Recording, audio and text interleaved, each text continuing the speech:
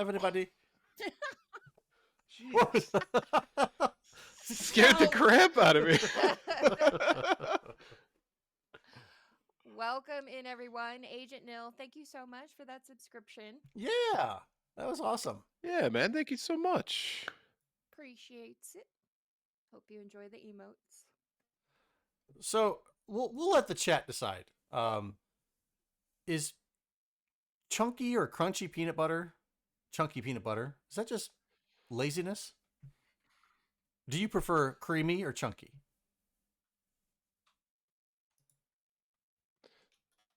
I think a little chunk is nice. A little chunk in the trunk? A little chunk-a-lunk. Now, Yep. damn it, Ryan. I read that. I was like, oh, RGB says, oh, you're on the podcast. Your opinion doesn't count. I'm telling you, it's creamy peanut butter master race. So Agent Nil says creamy. TKN85 said love chunky as a kid, but creamy the way to go now. LaShorty Games is creamy. Webhead is the only one on my side with the chunk-a-lunk. Like I said, I haven't had chunky peanut butter in quite some time, but you did mention something just a few minutes ago, Blue, about having the chunk of the stuff in the stuff. So could you like crush up a whole bunch of like flavored Oreos and then put that in the middle of a bigger Oreo? And how would that taste? Now I'm not talking. Don't go the route of like the baby bird where you're chewing it up and just. And then you spit it. Why would you ruin something that was Oh so my awesome? god, that look. Oh no, I can't. Now I don't want it. Now I don't even want to talk about it. Remember the scene in Ace Ventura: Pet Detective Part 2 where he's like feeding the birds? He's like, ooh. It's like that. Nope. See, you ruined it. See, Puzzle says she likes it both ways. Crunchy and creamy. And Zach says creamy is my jam, but nothing wrong with the chunk. Absolutely nothing wrong with the chunk. I just prefer creamy. Fair enough. I was going to say that, but I'm not going to do that.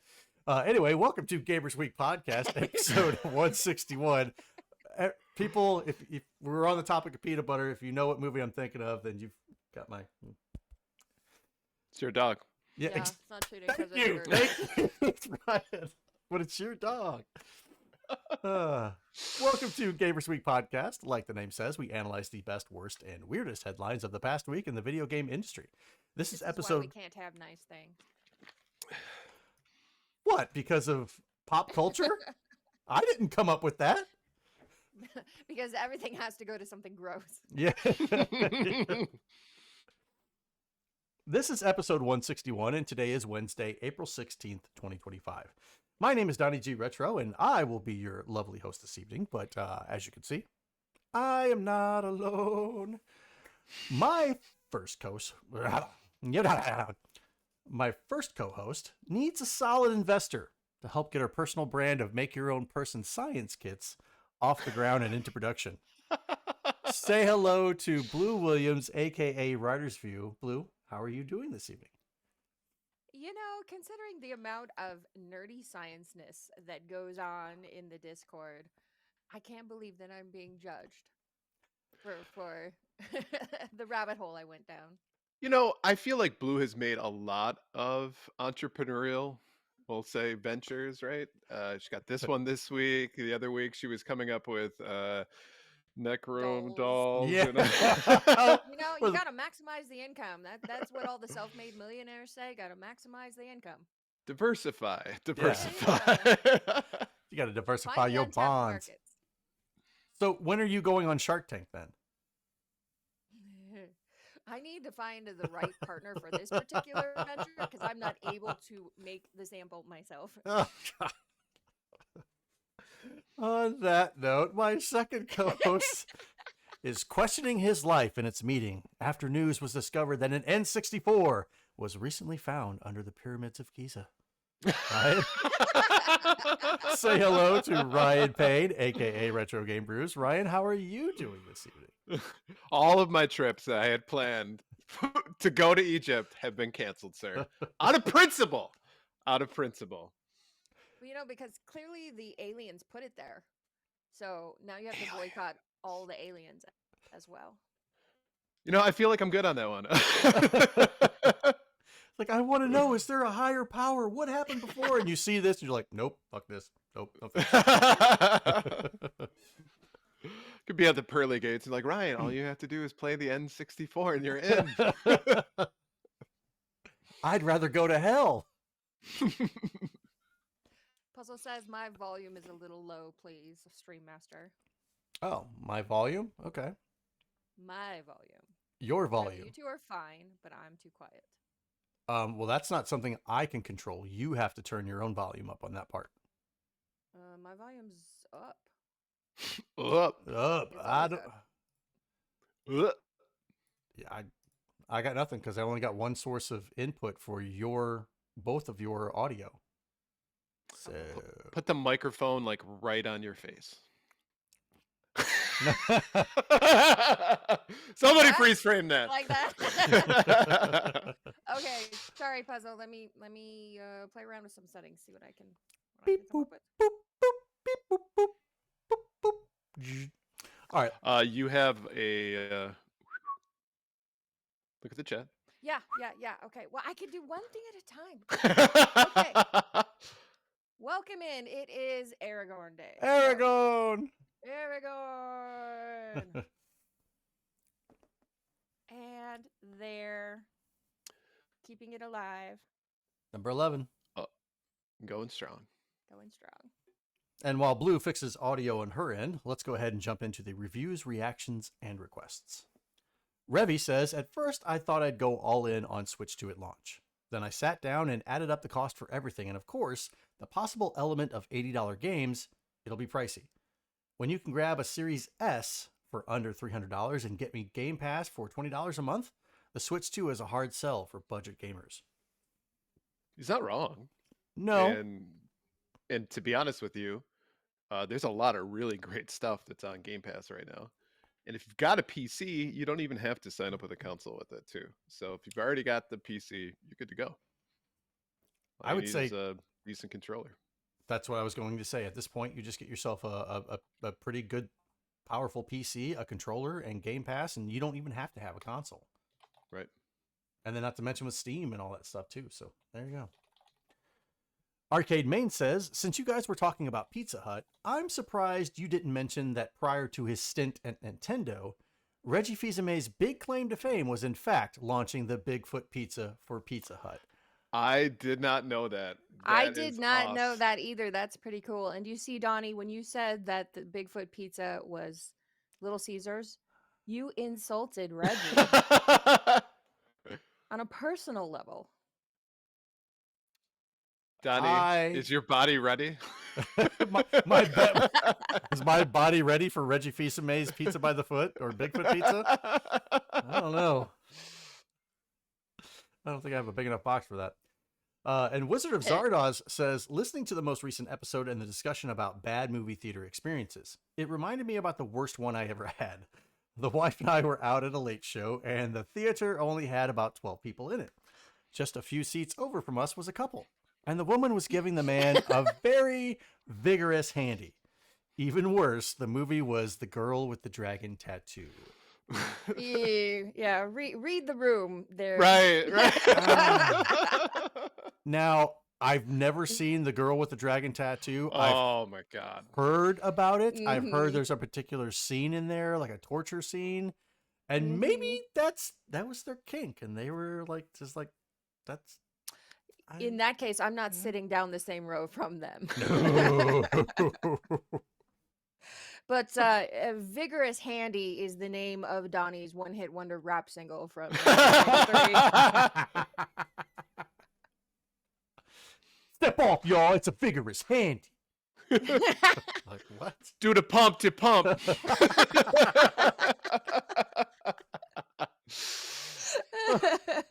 Watch me do the pump to pump. Oh, we have too much fun on this show. All right, let's go ahead and jump over to our patron shoutouts. All right. Well, we couldn't do what we do without the help of our gorgeous patrons. Here are the generous folks supporting Gamers Week on Patreon. Love Retro BTW, Steven Sand, Ramboski, Terry Canal, Terry Canair. Now again. Tongue twister, I'm telling you. Agil 3030, don't make me pull this car over. Games with Coffee, Hybrid Divide, You Fall Before Me, Davey PGH, the Pixel Pond family, including Shannon and Luke. Zach, huge thanks. Puzzle Butter, number one Blue Six Voice fan, John Barron. Said it right this time. Sassy Sony, Evo Lust, Rai wants the boy's soul. God. Mega Retro Man, Gamatroid, Moradib, Michael, Cobra Assault Cannon, state of the art, bang bang. Lakite, Emo-esque, Bill Tucker, The Real Retro Game Brews, Fruitcakes, Pickled Pepper, Ducks with Thick Thighs, absolutely the best podcast, a work in progress. Wizard of Zardobs, Bobson Dugnut, Blues Little Sis, Loud Moth, Retro Blast Pat, BNT Zilla Guy, The Mad Milkman, Seven Castle Forest, Crunchy Kong, Sheriff's Next, and Frank Grande.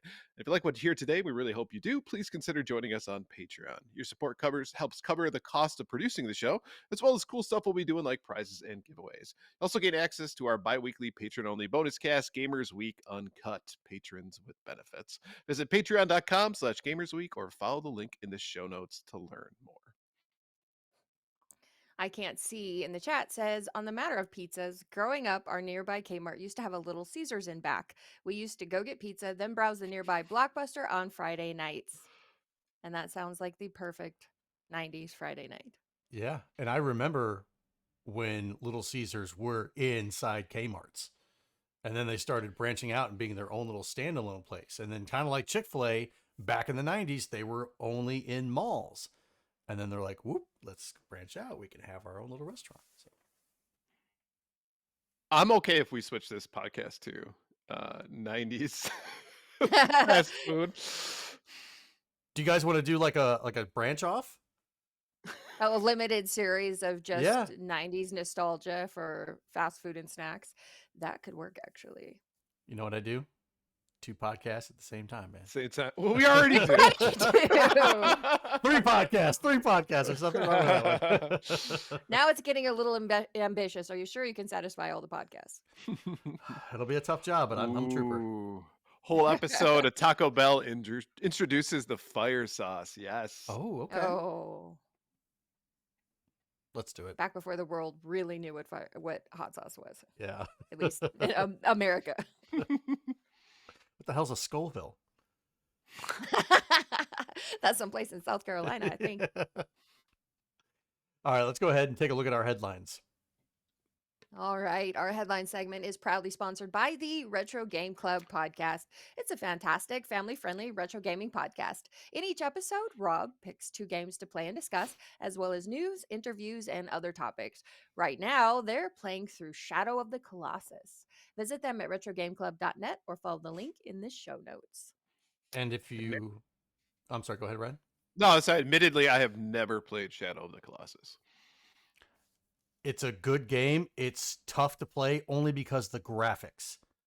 I feel like it's that whole PS2 N64 era where you're trying to figure out where things begin, where things end. The lighting isn't all that great, and I have a hell of a time. And I know they remastered it. I would love to go back and play it whenever they remastered it. I'm sorry, I can't just let it slide, though, that you put Yeah, the PS2 and the N64 on the I same level. know, but hey, they're the same. The N64, the PS1, and even the PS2 had some games that were blocky that you couldn't really see. Yeah, but Okay. they were a world above the PS1 games. Doongie, that's not a skill issue. Be quiet.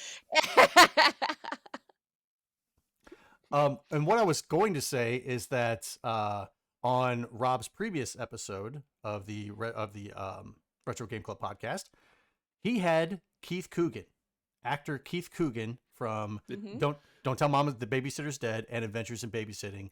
And apparently Keith Coogan is a retro freak, a retro video game freak. He knows everything about from the Atari 2600 all the way up to the modern systems and stuff like that. So he had some pretty good stories to tell on Rob's last episode.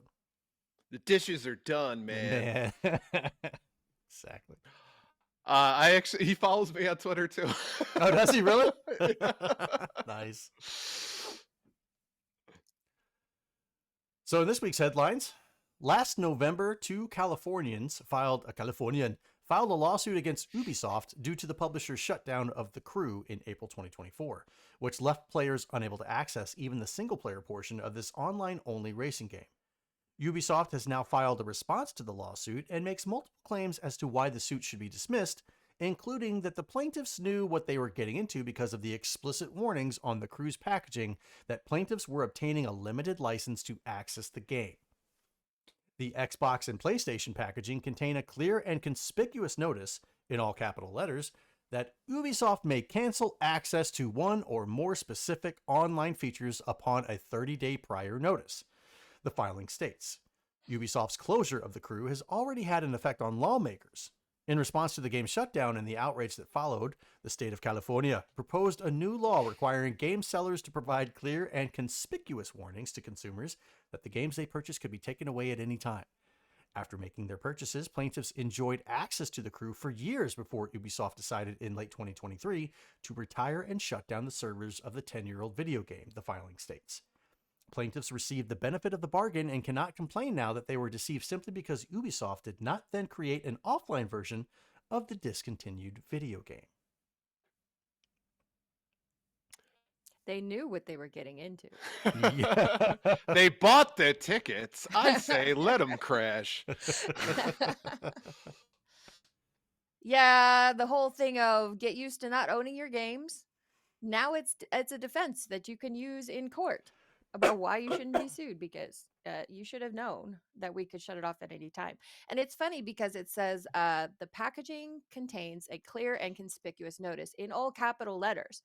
And then the article contained a photo of the back of the box of The Crew. And it is this absolute wall of text. And even knowing that it was there somewhere, I had to scan really hard to find it. So, I mean, on the one hand, you can say, yeah, we all know it. We've had this discussion a gazillion times about if it's an online game, they can take it away from you at any point. You don't actually own shit. But maybe not everybody in the general public has put two and two together like that. Right.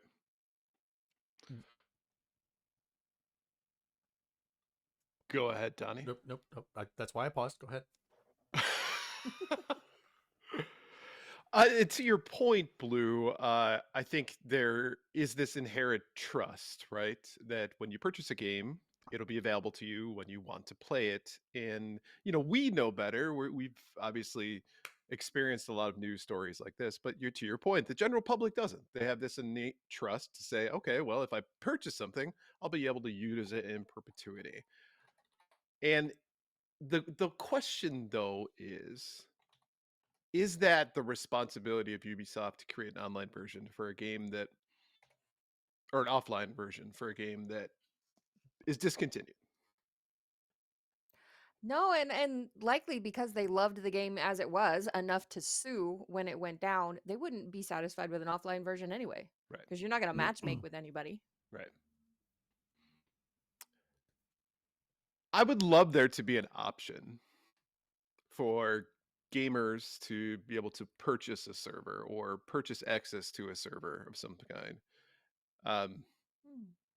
So that games like this, they could just go to Ubisoft and say, hey, we would like the rights to this game.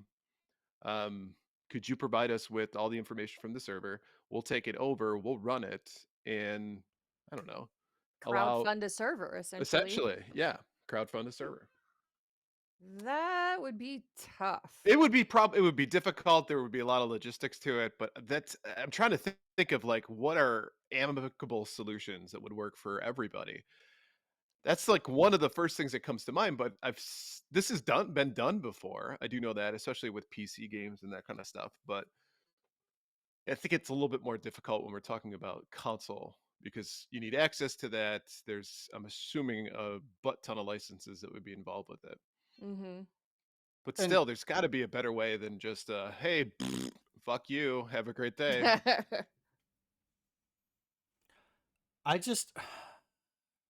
We were at that point. It's not like we're getting there. We were at that point where now everything is online.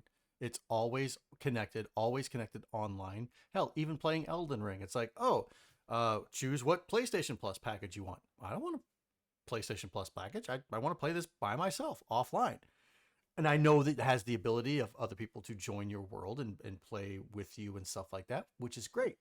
But I feel like that kind of game, the offline game, the single player mode is a wonder. It's a world of wonder there. It's so many hours of adventure and investigation and exploration.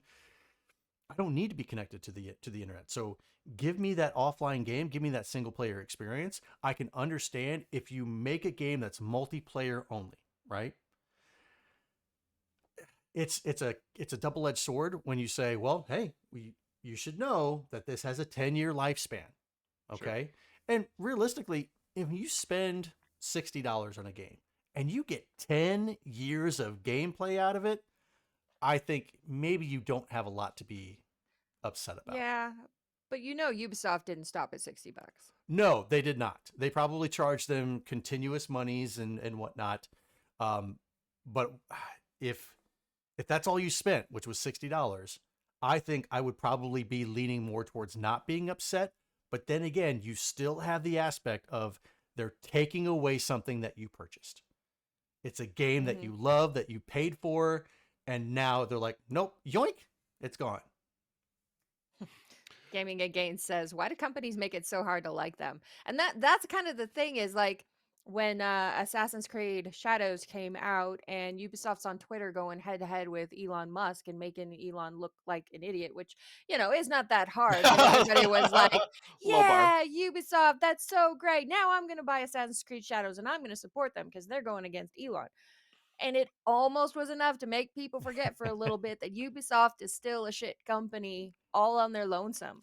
And they do stuff like this, like get used to not owning your games, which honestly, I think it's great, Ryan, for brainstorming about what is a solution that makes everybody happy. But I think these things are incompatible. Ubisoft creates these games with an endpoint in mind. And when it's past its shelf life, they plan on shutting it down. So there's just no way, I think, to get around this other than to have people understand that you don't own the game. Well, and I think one of the things that we can do as gamers is if you recognize there's a game out there that's multiplayer only, don't fall into the FOMO, vote with your dollars, and decide to skip it. Yeah, or enjoy the experience that you have, and when it's gone, it's gone. Right. Don't know what you've got till it's gone.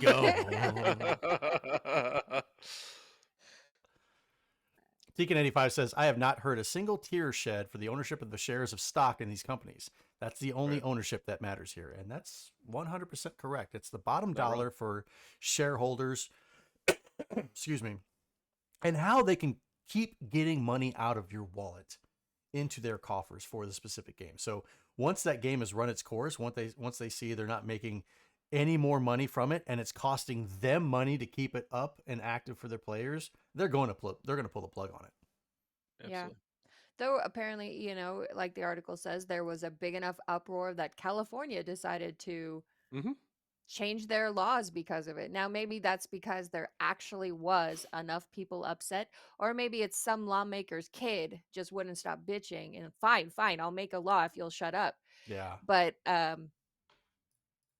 yeah, it couldn't have been that many people that upset if the game was still profitable. Or it could have been that because the Crew 2 exists, Ubisoft is just trying to shut this one down and funnel people that way, because lots of companies do that. It's like, hey, we're making $1 a month. We're not breaking even. We're making $1 a month. It's like, hey, you're profitable. Keep the game going for us. It's like, $1 doesn't split very well amongst like 75 shareholders or 75 shareholders. Like what the Switch 2 will be doing shortly. Yep. Yep, pretty much. I mean, Nintendo let the servers for Mario Kart Wii, I think, go for a real long time. But they did eventually shut them down. And I wonder how long they'll maintain servers for Mario Kart 8. Right, but that's a game you can actually still play offline. You can play by yourself, single player, and Hmm. you're not going to get the same experience as you would with multiplayer. Yeah, that's what I was gonna say. Is the game is a shadow of itself without the online experience, Right, and but I'm sure that this was the same. if you were able to play the crew offline, locally multiplayer, that you should still be able to do that and not just lose the game completely. But is it their responsibility to create another version of the game that's not going to be profitable for them? It's actually going to cost them money to do it. No, they should have thought about that at the exact same time that they rolled the game out. Made two options: an offline single player or offline local multiplayer and connected to the internet multiplayer. Which again is why I'm saying don't fall into the FOMO that every gamer does who says, "Oh, I'm not going to buy this, but everybody else is playing it, so Hmm. I got to buy Exactly. it now." But with your dollars. Don't buy a game that you know has an expiration date. Tkan85 says, "Hopefully, it's not a shadow of the colossus of itself." For Donnie's sake, I'll see myself out. Nice Grandma Boys reference. Adios, turd nuggets. Next up, Discord. Another. No, go ahead. No, my watch just went Grandma Boys quotes. It just started. Shut up, that's Siri. great. Not now, but later. Definitely later. Yeah, I got it. They got me a CB radio so I can talk to other car beds. Next up, Discord has added a new age verification system for some users that requires them to scan their face or ID to access sensitive material. What the shit? The new process, which Discord describes as an experiment, is currently active in the UK and Australia in response to recent decisions made by local governments to restrict children from accessing sensitive material online. According to Discord, users will be given two verification options. The first asks them to scan their face using their webcam or phone camera and following the on screen instructions to submit their age. Alternatively, they can use their mobile device to scan a QR code, which takes them to a page where they can take a photo of an ID document, such as their passport or driving license, and submit this to Discord. According to Discord, this automated process typically takes just a few minutes, whereas age verification online has generally been a case of the user entering their date of birth. In recent years, governments have noted that this provides little to no protection to children online, who can just enter a fake date of birth to proceed. Last year, Australia's parliament became the first country to pass a law banning social media for children under 16. The ban, which still is to come into effect, requires tech companies to take reasonable steps to prevent underage users from gaining access to such sites. Discord's new age verification appears to be a direct reaction to the decisions made by Australia and the UK, meaning if other countries follow suit with similar restrictions, users in those countries can expect to face similar checks. Here's the thing I don't get. How are you going to prove that that child is who they say they are with that face that they're using? They can have an AI generated face. They could be using one of their friends' faces, and all of a sudden they start accessing this sensitive material, and it's like, oh, well, we got this kid's picture. Whoop, let's go to his house and yada yada yada, yank him out and all that stuff. Well, that's not the kid. This is the kid. Well, Sanity in the chat says, "Oh shit! Now my kids can't access horny jail when they become patrons." We should put a 18 plus requirement 18 plus requirement for patrons. Patreon. Yeah. I kind of assumed that Patreon might have that already, but you know what? Maybe we should specify. And Doongi Forever is kissing Blue's ass by saying, "Oh, now Blue won't be able to access Discord. She looks too young." I mean, you're just jealous. Butt kisser.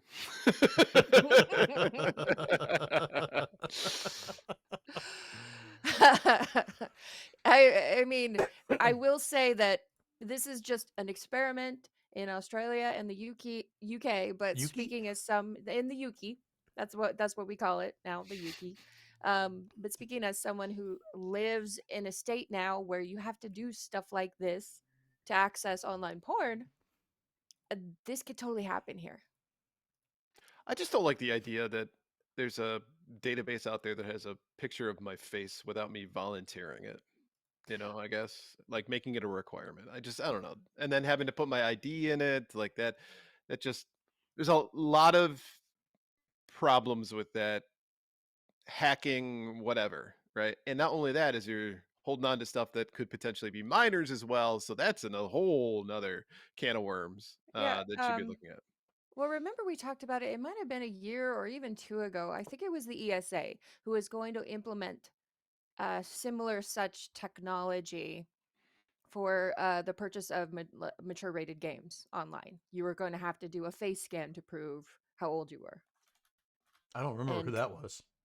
I think it was the ESA, but I won't take time to scroll through the old episodes now. But And they were anyway, doing that in China too, right? About the whole like you can't game past this time at night or whatever, or you can only game this a certain amount of time. And they were using facial Right. recognition surgery. Whoa. Sorry. He's like, can you change my nose? Because I really got to finish this quest, but I'm out of hours this week. I don't know. This is just like it's problematic. You're opening up Pandora's box with this one, I think. But I get it. I get the desire to try to be friendlier to kids. I really do. And I think we've had this discussion before where we've often said it's good to have guardrails, but ultimately it's the role of your parent, of the child's parents, to be the one who makes decisions as to the content they see and why. Yeah. Well, and I think though that there's a tendency to use a nuke it from orbit strategy when you're trying to protect one group, and then you end up like, let's just violate everyone's privacy. Mhm. So in the name of protecting this one smaller group of people. And Simon Asht here raises a question. How long before the scheduled hack, which sends all our personal info out into the dark web? It happens every Christmas to Sony when all the new PlayStations are gifted. And he's not wrong. I don't like the fact of one company having my sensitive information, and the plethora of hacks and information leaks and all of that shit that happened. And now all my stuff is out there, and I have to be the one that's responsible for cleaning all that shit up. And now you've got my face that's out there. Right. Where people know, like, oh, so now you can take this guy's face, make an ID with it. See, I got a valid ID. It's my information. It's my face or whatever. Yeah. Webhead says, so face scan, ID scan, third-party verification. Okay, done. Now can I post a pic of stacked Easter eggs that look like dildos? Yeah. Sanity says, oh man, imagine having a special face cam on your PC to unlock it for gaming, like the breathalyzer to start up your car after your 4th DUI. None of us would know about that. Puzzle Better says my 15-year-old has more facial hair than most adults. He's gonna pass. Well, yeah, that's the thing. Yeah. You're correct about the hacks that go on, and so in a lot of ways you'd say, well, I'll just do the face scan, but you're leaving it up to probably what amounts to an AI on the other end deciding how old you are. That's the other thing. Like, how are they going to determine that by that picture how old you are? Because it also included, I didn't have space to put it here because this was long enough as it was, but if you disagree with the findings, like you'll have your face scan, it'll be verified. Discord will send you your results of what age group you've been determined to be in. If you disagree, you can try again, or you can apply for manual review. Okay. I could just imagine somebody in the 90s trying this with one of those old flatbed scanners. Like, you don't have a camera. You put your face up against them, trying to verify your age with that.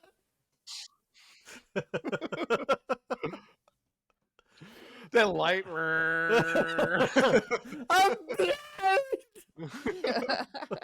But it's a retina scan, so you have to keep your eyes open. Yeah. The one thing I'm hoping that it doesn't tell you is what age it thinks you are, because I think that would be a big ego slap in the face for me.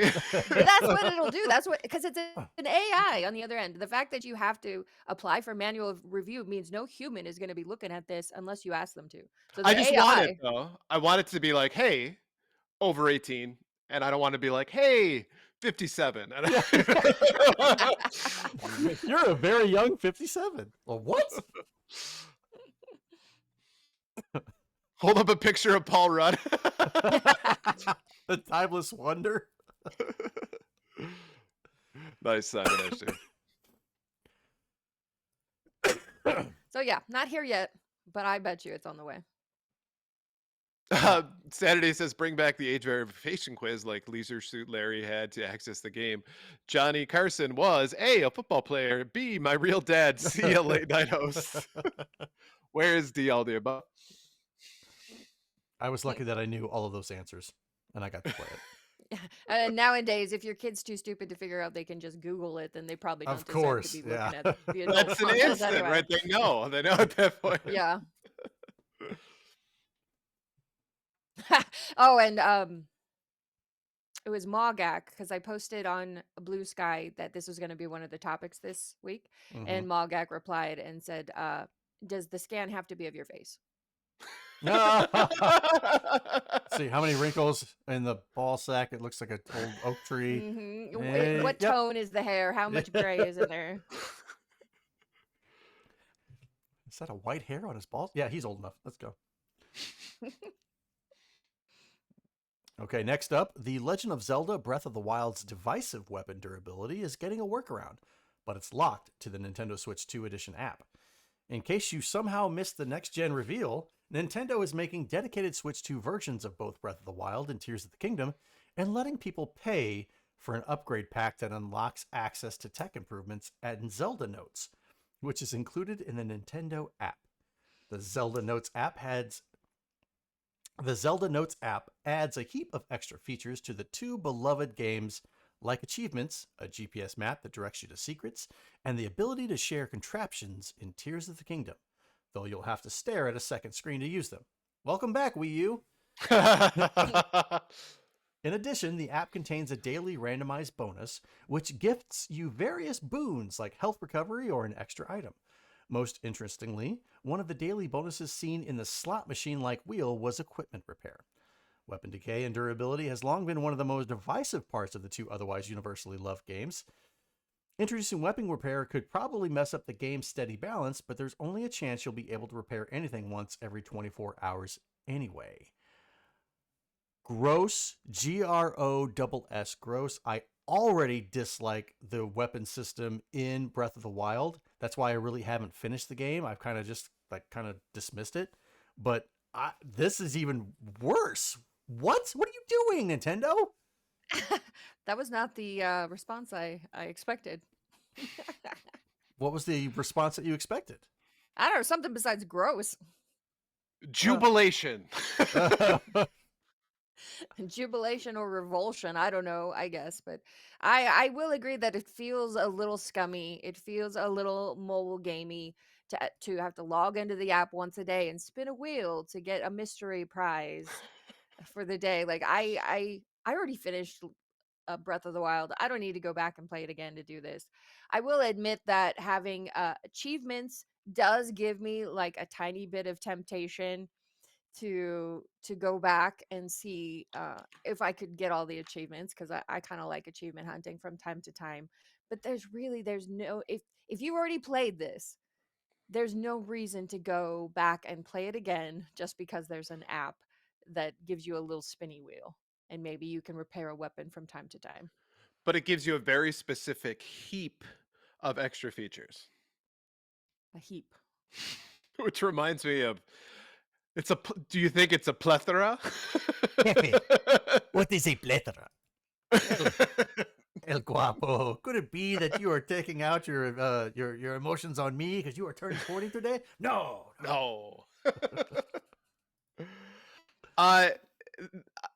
If I didn't have to pay for this, sure, this would be something fun.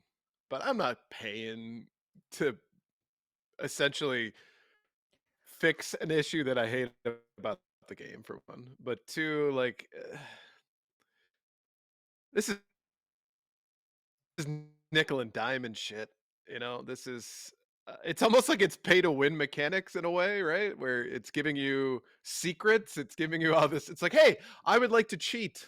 It's Game Genie, but you got to pay for a specific just one game. I'm sorry. I mean, you're not wrong. It's like one of the top 2 flagship games of the Switch 1. So they thought, what on earth can we do to it to make people buy it again for Yeah. the Switch 2? And well, we're going to give it slightly brushed up graphics, and then we'll make an app on the side to put a band-aid on this thing that people won't shut the fuck up about. Myself included. Yeah. But we're not actually going to improve the game or change it in any way. Doogie says, Breath of the Wild is a perfect game. You all just stopped playing games after the SNES. Not wrong. Also, he's not wrong. Yeah. The game is great. It's beautiful. Aesthetically, the combat system is great. It's just I cannot stand the fact of like having all of these, like, oh, I've got another axe, I've got another sword. Okay, I can only use this particular sword so many times before it breaks, or I can only. And if I'm in the middle of a fucking fight and it breaks, and I gotta stop and change weapons and then kind of get myself acclimated. At least I will say this: at least Breath of the Wild gives you the opportunity to do that mid-fight, whereas Elden Ring does not. Like if you want to try and switch something, if you try to pause it or go into your menu, you're dead. So yeah, you want to be hardcore. Weapon durability in Elden Ring. No, I would never. No. Yeah, if you're a Souls fanboy and you think you're a masochist, oh no, we're gonna take it up a level. Would like to ban From Software from listening to this section of the episode. FromSoft, call me. Oh, can you imagine if you're in the middle of a fight and you've got a shield and you've just taken the 12th hit of the shield and it just breaks and you're like, what the do I do now? I mean, the game's kind of like that already because you'll be in the middle of the fight and you run out of magic. And then you've got to scramble around until you can find time to drink the little flask and get more. Or your endurance is shot and you needed one more roll to get out of the way of that last hit. You ain't have it. So, I mean, it's not that far of a step. Let's get weapon durability in Warzone. Full Donnie Apocalypse. Shut up, Santa. But just a thing, you're buying a Switch 2 version, so you're paying full price for it, potentially $80, and then you're paying for an app. Just clarifying on that. I don't know if you have to pay for the app. Okay. I thought it said you have to purchase that.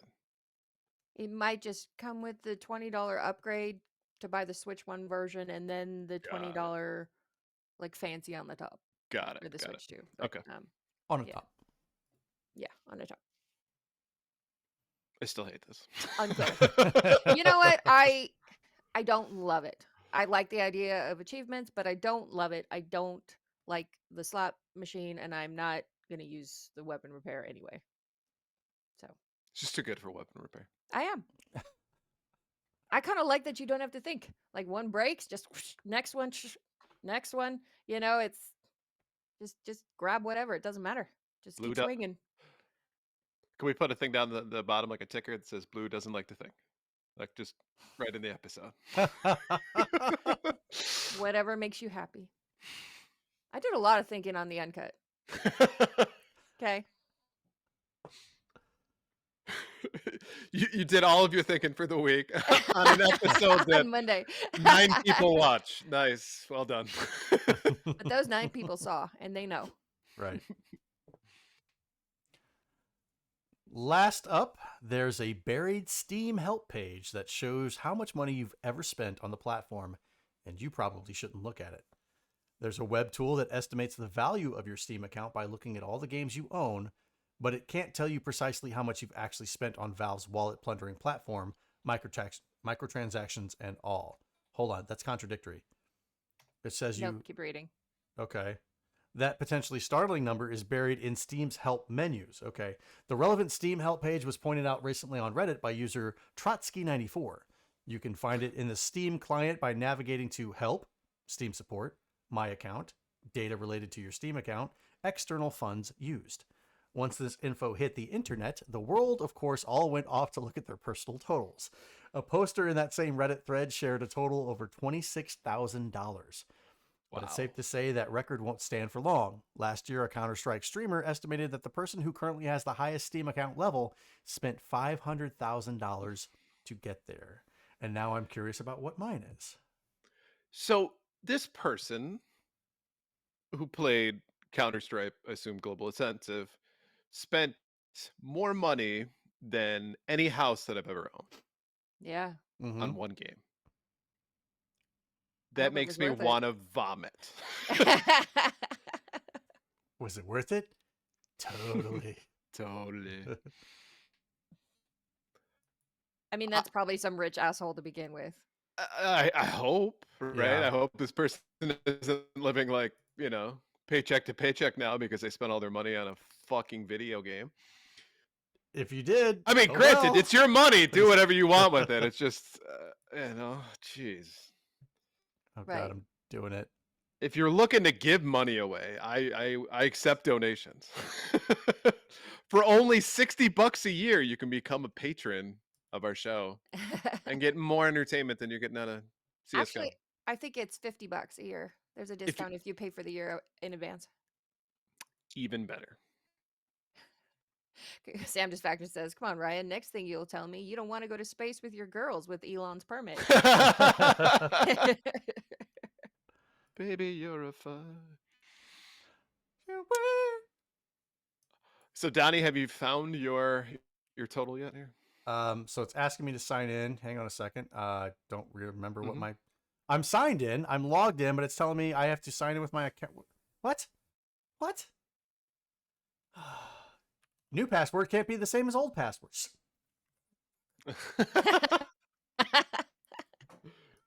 Password is incorrect, but new password can't be the same as old password. Right. So I don't fear this. I haven't spent a lot of money on Steam or I've never done microtransactions for a game that wasn't on console. So I would imagine mine is pretty light. It's just mostly full of 18 plus games. Yes, of course it is. Welcome in Games with Coffee. # drunk coffee is happening. I have had a day. I will drink to that. I'll drink to that. Sorry, coffee. Yeah, I don't use Steam, as I've said many times. I just don't like PC gaming. Not only can my PC not run anything, but I spend all day at a desk. So when work is over, I don't want to be at a desk anymore. Right. So I go downstairs and play on a console. So my Steam total is probably under $60. Oh, under $60. Okay. Yeah. Yeah, I'm probably in the $200 range for every game I bought. Donnie? Yeah, maybe less. Okay. Saturday says, Donnie, just let Check pick your new password. I'll let you pick it, but I Midlands won't. Handy 69. There you go. I was just going to say, I'll let you pick it, but I won't tell you which password I'm going to use. You guys there? Yeah. All right, so I think you've spent $1,200. No, I think that's lowballing. Overhead the lifetime of Steam. Mhm. And he's got kids. That's a good point. Can you guys hear I'm me? going to say, Yep. yeah. Okay. Something's going on where it's like things are moving really slow. Something's updating. I don't need it to update. Oh yeah, the Oh. getting buffering on the stream. Abort. We'll Yeah. do this later. I don't know why it's updating. Pause. Okay, there we go. All right. Tell me if it's better. Waiting for the stream to kind of catch up. Yeah, I'm going to refresh. Yeah.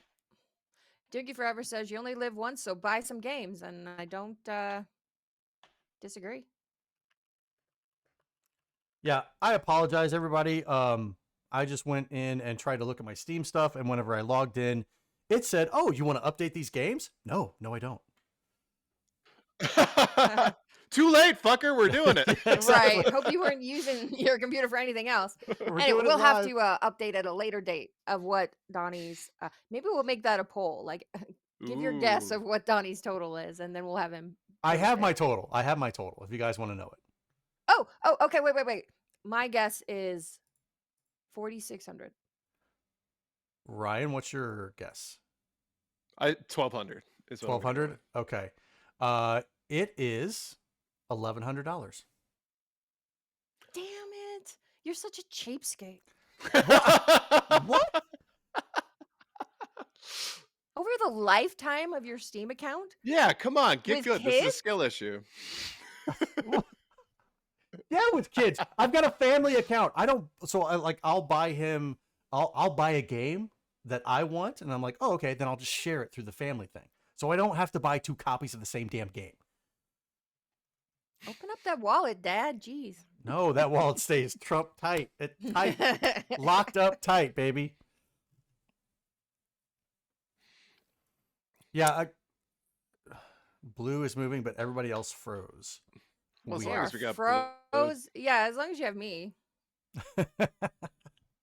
I'm going to shut down Steam. I should not have that open. Yeah. solid choice. Apologize, everybody. Thanks for your patience, everyone. You should have put that on the bingo card. Games with coffee. Technical difficulties. On the next contestant on the prices, right? Technically, I went over, so I would have lost if we're doing it. I should have said $1. There you go. I win. You went over too. Yeah, By but you went over way first. more. You went over Oh, first. let's change the rules of a game show that's been around since the 60s. Right? I could use some updating by now, don't you think? Mm-hmm. Now, Sanity says, easy to keep the number low when you only buy the new COD every 3 years.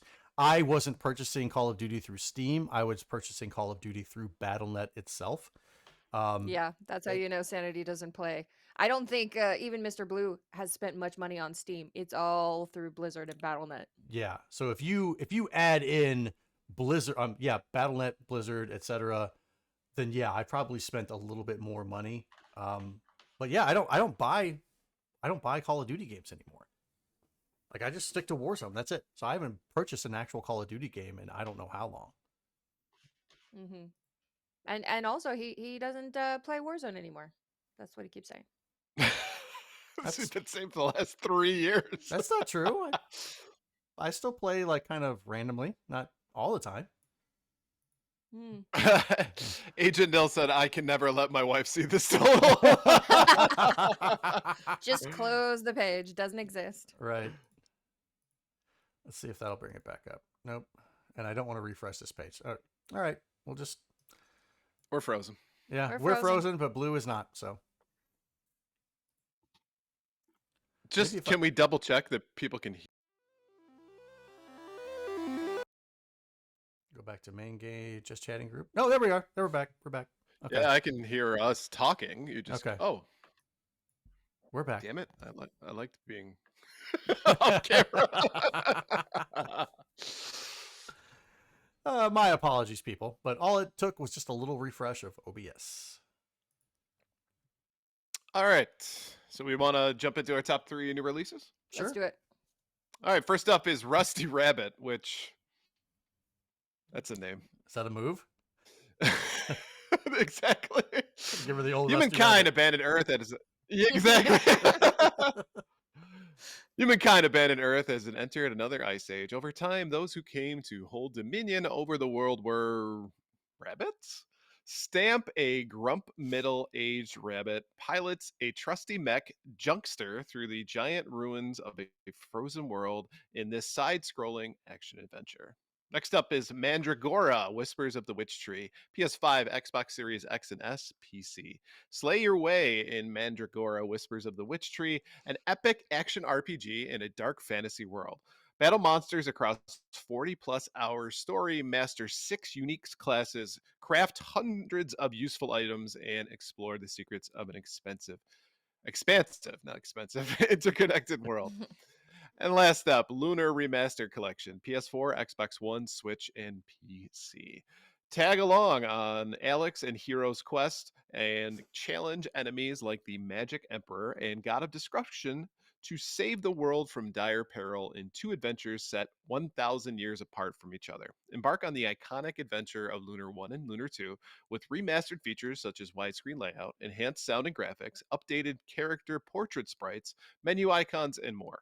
If nostalgia is what you crave, switch it over to classic mode and experience retro visuals with a 4:3 screen ratio, original cutscenes, effects and icons, 3 CRT filter options, and more. So, taking a look at this week, Blue, what are you in for? This is one of those special weeks, those special magic weeks when I could play any of these. Knew it. So Rusty Rabbit, like I had forgotten. I think we saw this trailer. It might have been Summer Game Fest or something, but it's like a bunch of cute little bunnies, but they've got attitude and he's so grumpy and blah blah blah. And the gameplay when he sits in his little mech suit and then suddenly it turns into a side-scrolling like Metroidvania looking game. I thought it looked cool as hell. But then I kind of forgot about it. And then when just was scrolling through the releases of the week and I saw the cover art, I was like, nope. Kept on scrolling because it just looked like some cutesy little cozy game for kids. And then there weren't very many other releases. So I looked at it again and I was like, oh yeah, I wanted to play this. So watch a trailer. Don't just look at the cover Right, art because right. it's super misleading. Then Mandragora, this looks like another one of those indie games, and I don't even know what you would call it, some kind of subgenre, but it's along the lines of like Blasphemous and Ender Lilies, where it's like they take the darkness and the brutalness of a Souls game, and then they turn it into a 2D side scroller Metroidvania where it's super difficult and everything is dark and dreary and creepy, and I love those games. So this looks like another one of those. Very excited to do that. And then the Lunar Remastered Collection, it looks so cool. I love that you have a choice between the remastered and the classic graphics. I've never played this series before. I missed them when I think they were PlayStation before. Didn't have a PlayStation until recently, so And Sega excited to be CD. able to check these out. So yes. Yeah, and Sega CD, which I never had either. So I would get any of these. Not even sure which one I would get first. Nice. Donnie, what about you? Sandy says, last night was wild. Gave her the old Bolivian sandpaper move, followed by the Nip Nip special, then finished with the Rusty Rabbit. I am with Blue. I think any one of these games this week would probably be a worthy buy. Rusty Rabbit, just like Blue, you look at it, it's initially like, oh, it's a cute little rabbit with attitude. Like, what is this, Conker's Bad Fur Day? And then you start looking at the gameplay, and it's platformer. It's basically all it is a platformer. It looks awesome. So I could get into that one. Mandragora again, looks like a side scroller Metroidvania game, and dark, super dark, and it's right up my alley with the way it looks and the way it plays. And then Lunar Remastered Collection, I have never played the Lunar games, just like Blue. I don't own them on the PS1 or the Sega CD. I know it's a travesty and everything, but they're just way too expensive. And I could emulate them, but I think with having the classic remastered versions available on the Switch to play, I'm probably going to pick it up. Hopefully it's, maybe not on launch, but wait for like a sale or something like that where I can get them a little bit cheaper. But realistically, any of these games I could pick up and play this week. I'm just not sure what the costs are. Games with Coffee says the first Lunar game was also on GBA, but it was a weak port, to be honest. Good to Game know. Boy Advance. Okay. Ryan, what about you? What are you picking up this week? So Mandragora, Souls-like Metroidvania, crafting. That's on We're my. just missing my... fishing before Right? he's 100% out. So yeah, I'm out on that one. Even though I will say it looks really cool. The visuals look awesome. Yeah, it reminded me a lot of Symphony of the Night. I got to be honest with you. So looked awesome. Bosses are enormous compared to your sprite as well, which I thought was pretty cool. But yeah, the gameplay, that's a hard no for me. Rusty Rabbit looks super fun. Super, super fun. It actually, it's a little bit of that Metroidvania style, kind of almost like Hollow Knight, where it requires a lot of platforming. So that scares me a little bit, but Come at on, the you're a big boy. I'm really not. More ways than one. And so as far as things go, it's something where I'm curious about, but I think for me too, I'm looking for games for my PS5 that I can kind of get into. So this might be one of those ones that if I see it in the store, I will pick it up for sure. Which leaves me with Lunar Remaster Collection. I am absolutely getting this. I have always wanted to play the Lunar games, but they're very expensive. So to get the originals, it's hundreds of dollars. So um, yeah, this is a great opportunity to pick this up on Switch and find out if the hype truly matches what the actual game is. And so I'm not going to be putting it in 4:3 ratio, though. I don't really care. The You're not a magic has purist? passed for those days. Right. I have no nostalgia for the game, so I'm just going to play it like, the people who put time and money into making this remastered, I'm going to give them their credit and their due. Mm. But yeah, Lunar, I am 100% picking this up. In fact, I am going to, after we're done here, see where I can pick it up physical if they're making it, and yeah, go from there. Interesting. Probably limited run. Probably. No. All right, before we move on, let's take a quick break to talk about our sponsor. This segment is proudly sponsored by A Gamer Looks at 40 podcast. The show explores the history of video games through the stories and experiences of the people who lived it. This week, Bill is joined by Julian Titus of the Stage Select podcast to discuss Demon's Crest. Demon's Crest, an unsung treasure of the late SNES library that features tight gameplay, a banger soundtrack, and top flight visuals. Why don't more people talk about this game? So this week's question is, what's a retro title that most people know little about, but you consider yourself an expert on? Let Bill know your answer by sending him a tweet at a gamer looks at 40 on Twitter and Blue Sky. Now, I will admit this is a difficult question considering the circles we run in, because everybody knows all the obscure things. But in general, what would you say? I would say for Donnie, it's probably Night Trap, right?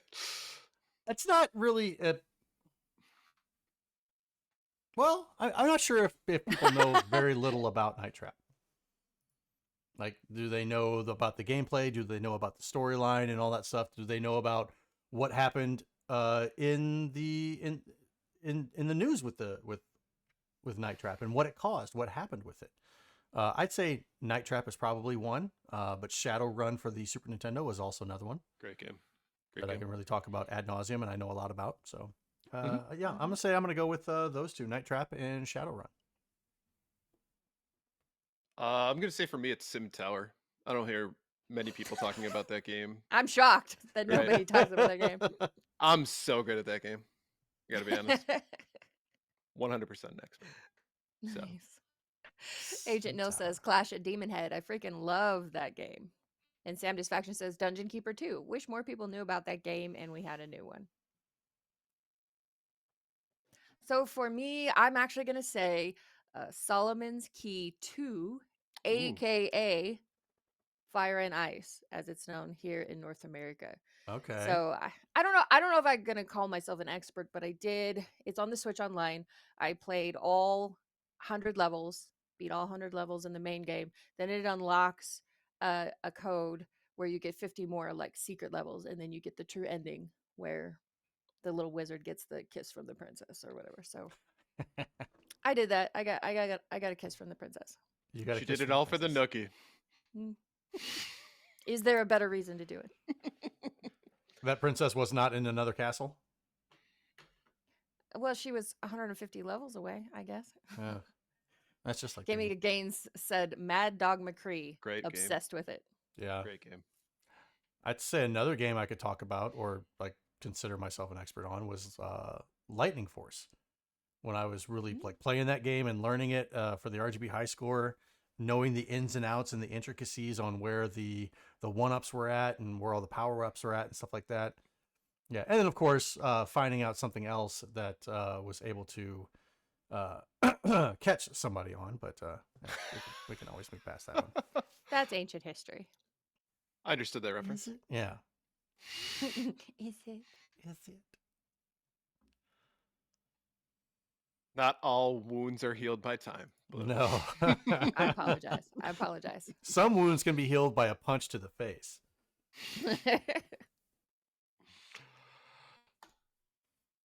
All right. Well, thank you for coming, students. Please take your seats. Welcome to a new segment called Professor Rybread's Nerd History 101, where we'll be discussing interesting nerds from throughout history. And in today's lesson, we'll be discussing the nuclear Boy Scout, David Hahn, whose curiosity and ambition led to a cautionary tale and the development of a makeshift nuclear reactor. So David Hahn was born in 1976 in Shelbytown, Michigan, and was not your, we'll say, ordinary teenager. His obsession with science, particularly chemistry and nuclear physics, set him apart from his peers. With other kids played sports or other hobbies, Hahn was experimenting with volatile compounds, unknowingly setting himself down a path towards one of the most shocking backyard science experiments in history. Did we get bingo? Gaming Game says he got a bingo. All right. His passion for chemistry began when he received the Golden Book of Chemistry Experiments, which, by the way, was published in like the 1950s. It was a guide filled with thrilling and dangerous science experiments, so dangerous, in fact, that it was banned from many schools. Hahn, however, absorbed its contents vigorously and pushed his experiments further into the dangerous territory. So by age 14, he was creating explosive, volatile reactions and even dangerous chemical compounds in his bedroom. And his family, repeatedly unsettled by unexpected explosions, but instead of discouraging him, they just moved him from the bedroom to the basement and eventually the shed to just conduct his experiments. No power tools. No power tools. So as a Boy Scout, he was working his way to Eagle Scout when he stumbled across the Atomic Energy Merit Badge, which was part of, right, becoming an Eagle Scout, right, requires you to make a model of a working, or make a fake model of a working nuclear reactor. So pipe cleaners and all that kind of stuff. It doesn't work. To show what it would take in order for it to work, I guess. But that's one of the requirements in order to get this merit badge. That's a stupid merit badge. What's the point of that exercise? Apparently to make it so that somebody has the ambition to create their own. To create supervillains. Okay. Exactly. Now. So Han, being no normal kid, he decided that he wanted to make a real one. A real one.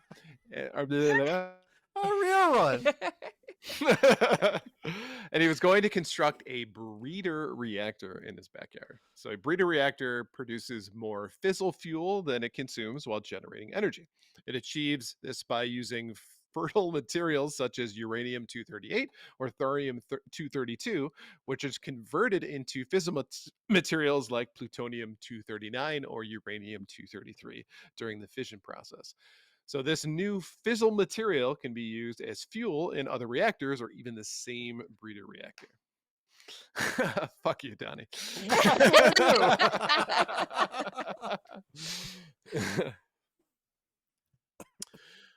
So Han's plan was breathtakingly ambitious and extremely reckless. And he had the ambition to make his own reactor, so all he needed to do was to know how and get the materials. Despite being just a teenager, he somehow managed to bypass regulations and secretly obtain the elements needed for his nuclear fission device. Posing as a college professor, he made telephone calls to several institutions that gave him free information on where to find radioactive materials and everyday items and how to build a makeshift reactor.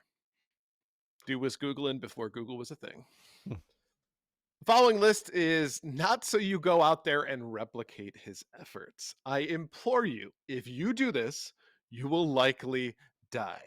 That's our disclaimer. Likely, but not completely. So you're saying there's a chance. I'm saying there's a chance, but you're at your own risk, right? This is the waiver that you're signing by listening further into this podcast. So he got thorium from lantern mantles. Gas lantern mantles contain thorium dioxide, a radioactive substance. Han purchased hundreds of these mantles and methodically extracted the thorium. Americium 241 from smoke detectors. Smoke detectors contain trace amounts of Americium 241, a radioactive isotope, and Han purchased over 100 smoke detectors, dismantling them to extract the Americium. Lithium from batteries. Yes? Where is he getting all this money? I'm not sure.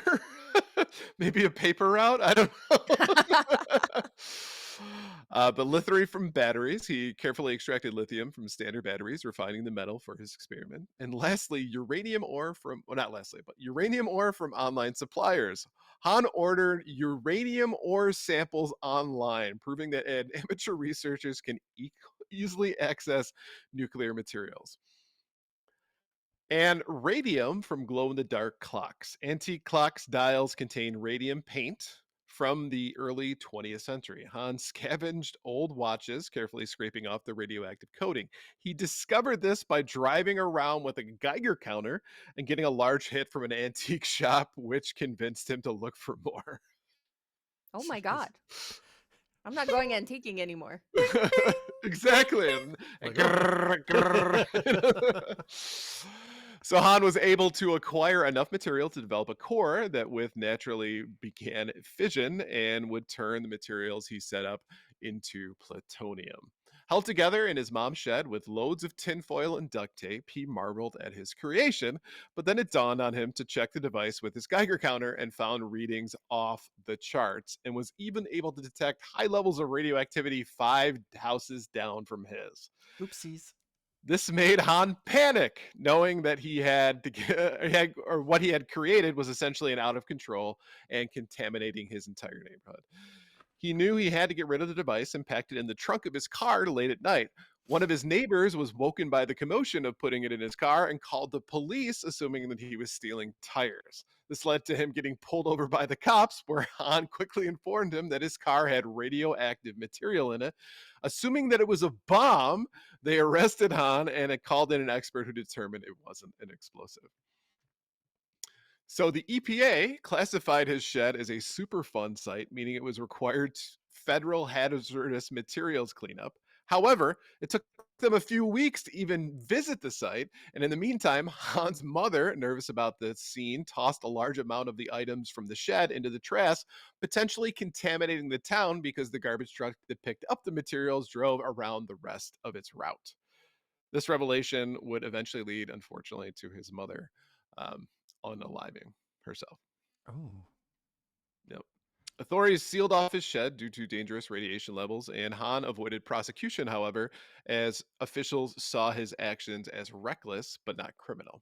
Nonetheless, his reputation was destroyed and his future was permanently altered. Despite the controversy, Han joined the U.S. Navy and Marine Corps, searching for structure in his life, but his fascination for radioactive materials never faded. He's actually caught tampering with nuclear substances again, which was him purchasing and scraping off the Americium from smoke detectors, raising concerns about his mental state. Now, his mental health declined as a result of his mother's death and leading to substance abuse and erratic behavior. And unfortunately, in 2016, Han passed away at the age of 39 from an overdose of alcohol and fentanyl. A tragic end to essentially to a curious mind. So, Wow. yeah, kind of a letdown, right? Yeah, that got darker than I thought. Thanks, Mhm. students. Have a great day. Yeah, go enjoy the sunshine. So, summation, or kind of to wrap things up, his brilliance was, of course, undeniable, but it came without responsibility. His story exposes the danger of unchecked curiosity, proving that intelligence alone sometimes is not enough. Caution and ethics are just as important. TK85 says, "Is this the new segment going to be called Professor Redbud bums everyone out?" What a buzzkill. At least you guys were listening this time around. So, thank you for attending Nerd History 101. And just a reminder, if you have ideas for a story you'd like to hear, send us a message at gamersweekpodcast@gmail.com and we might feature your suggestion. All right, let's try to get some liveliness back into this podcast as we wrap it up. We're going to go ahead and wrap up this episode. Thank you for listening to episode 161 of Gamers Week Podcast, and a big thank you to Retro Game Club Podcast, Love Retro BTW, A Gamer Looks at 40 Podcast, and Pixel Pond Production Company for sponsoring this episode. Don't forget to check out their links in the show notes. And I can't do it. It's all sad now. If you want to connect with Gamers Week, follow you know us what, on... kids? Science is bad for you. Yeah, so just don't do it. Sex, drugs, and rock and roll. Way better. If you want to connect with Gamers Week, follow us on Twitter, Blue Sky at Gamers Week PC. Watch us right here on Twitch at twitch.tv/Gamers Week Podcast, where we will record live every Wednesday at 8:30 p.m. Central Time. Is this your true crime podcast narrator voice? Sure.